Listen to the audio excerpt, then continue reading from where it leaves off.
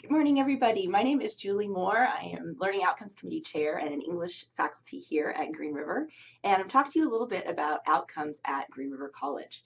Each college arranges and defines and provides names for their outcomes in slightly different ways. So I hope this video gives you an idea of how we at Green River arrange these and the terminology that we use for those.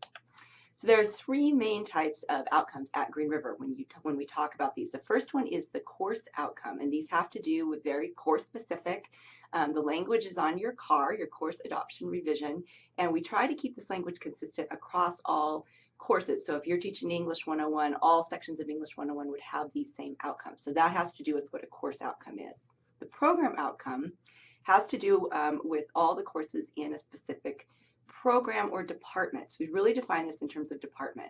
So for example, in the English department, we would look at, by the time that students have finished all of our English courses, what do we want them to know?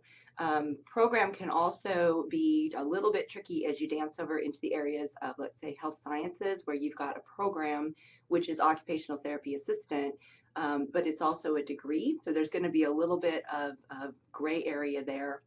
But it can be a sequence of courses that a student will go through for an entire kind of program of study, if you will, or department.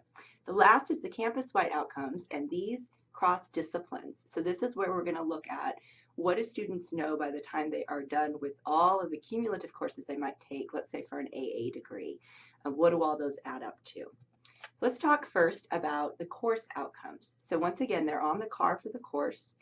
They're very course specific. They address course content. So these are the most zeroed into what you're actually teaching on a day-to-day basis. They may cross over with the campus-wide outcomes and the program outcomes, and they may not. It really depends. For example, in English, a lot of our program outcomes and course outcomes and campus-wide outcomes they kind of all come together and converge because they're very similar at those different levels. Where if you took something, let's say, from a history class, the course-specific outcome may be very different from, say, program or campus-wide because it's distinct in terms of content. So think about in terms of what you teach day to day for course outcomes. Program outcomes have to do with your department or sometimes your division. Let's say in English or math, it may be the entire division. Usually a program is a department though. They are cumulative across classes in that program. So again, for English, we're looking at what do students know at the end of the English sequence. And they may cross over with campus-wide outcomes or program outcomes, and they may not. So again, there's kind of some difference there depending. These are slightly more global than the course outcomes. They're a little broader. Last, we go to the campus-wide outcomes. These are the most broad of all. These are the ones that will be cumulative over an entire interdisciplinary degree that a student may get.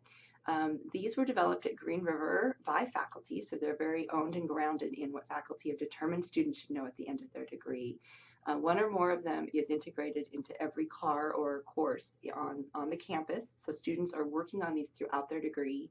And the idea is that students gain fluency with these as they work through their degree, not in any one course, but over the course of a lot of courses together. We have 4 campus-wide outcomes at Green River. The first one is written communication, so all of those writing skills. The second is student responsibility. That one has to do with participation, with engagement, with really readiness in the classroom. The third one is quantitative and symbolic reasoning, which has to do with our math and logic and reasoning skills.